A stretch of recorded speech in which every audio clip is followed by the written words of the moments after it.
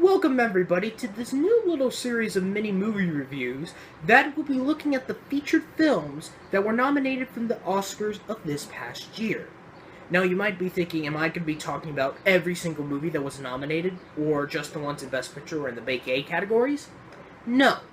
I'm going to be doing a little bit of a series review for the next 3 weeks, starting this week, next week, and the following week, on looking at the featured film movies that were nominated for Best Documentary, Best Foreign Language Film, and Best Animated Feature. Now, animated features would be the ones that you guys would just go and watch immediately when they're up, but also try to watch these foreign language and documentary ones as well. This week, I'm going to be looking at the films nominated for Best Documentary Feature. These 5 films that were nominated were Fire at Sea, I Am Not Your Negro, Life Animated, OJ, Made in America, and 13th. And how this would go is that each of the week, from Monday through Friday, I'm going to be looking at the films that was the least likely to win, all the way up to the winning film, which would be OJ Made in America. So with that said, now let's look at the first film that people thought it was going to be the least likely to win, and it's the lighthearted one, Life Animated. The film is directed by Roger Ross Williams and is based on the book Life Animated, A Story of Psychics, Heroes, and Autism by Ron Suskind.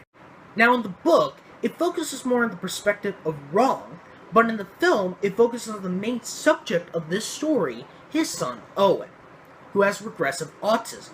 It started back, of course, at the age of 3 when he just dropped dead silent. He couldn't speak anymore, and his parents and even his brother were so very confused on why he wasn't speaking.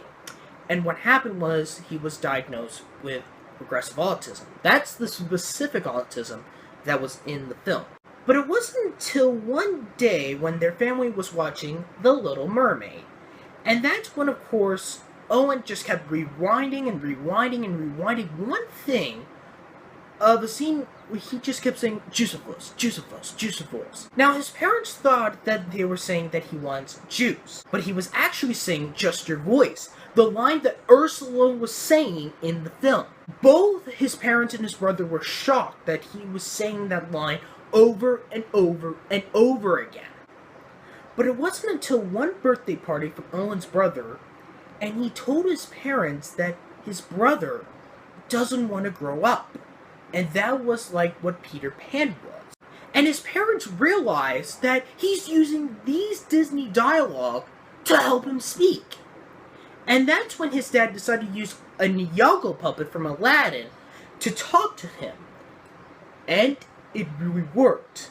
So his family had decided to use Disney dialogue to help out with Owen's life. But that's how it began.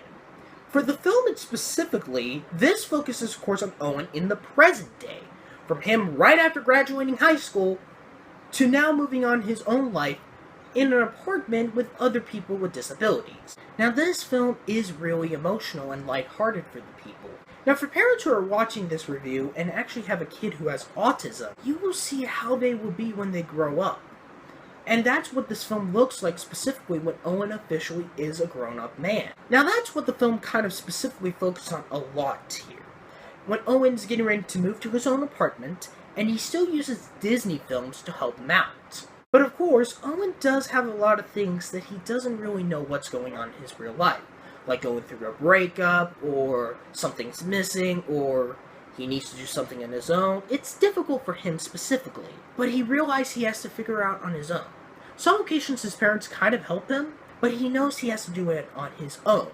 But it wasn't until the end of the film when he has to speak to a bunch of people at an autism event. I believe it's in France, if I can remember this. And he has to write it on his own. And he can't think, but he knows he has to do it since his dad obviously can't help him because he's now a man. This movie is really lighthearted. However, there might be a little bit of flaws here and there for some people. And it's not anything about the subject in general. I'm a little bit disappointed that there was not a lot of Disney thing here. I was thinking there was going to be half of Owen's life and a lot of half things also that came in from Disney.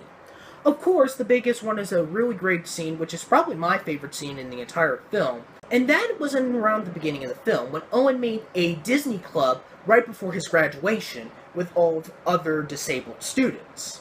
And he actually managed to get Jonathan Freeman and Gilbert Gottfried, the voices of Jafar and Iago, to do their voices with Owen from their lines in Aladdin for a kind of a special event. And that is really amazing.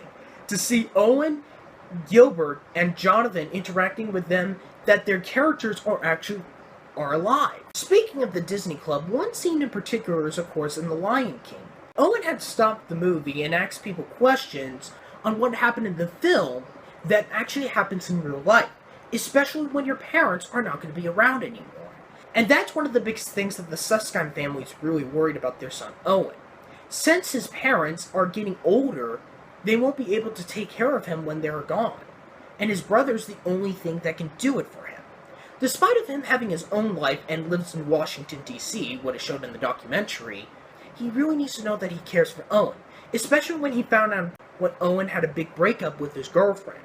Now that could be a spoiler, but that's real life. Now going back onto Disney's side, I rather want to see a little bit more what the people at Disney were thinking of this guy in particular. But the film actually really did well by itself. I would have to say this movie is kind of okay for my opinion. It's definitely probably a movie I would not watch in a while, but definitely this is a recommendation for some people. For those who have a family member that has a type of autism and want to know about what they're going to be doing in life as they get older, this is a great watch. And also, if you're a person that's into animated documentaries, despite of the subject being focused on autism, this is a great one as well. In fact, one of the things that people kind of forget that is the use of animation is the viewer, like myself and all of you who are watching this review. Now, you might be interested in seeing this, especially of the subject of autism for a lot of people. But with that, I say this movie is kind of okay in my opinion. Not fantastic, but I can actually understand that how lighthearted this is, it makes sense why it got nominated. Come back tomorrow, and I'm going to be reviewing a James Baldwin documentary, I Am Not Your Negro.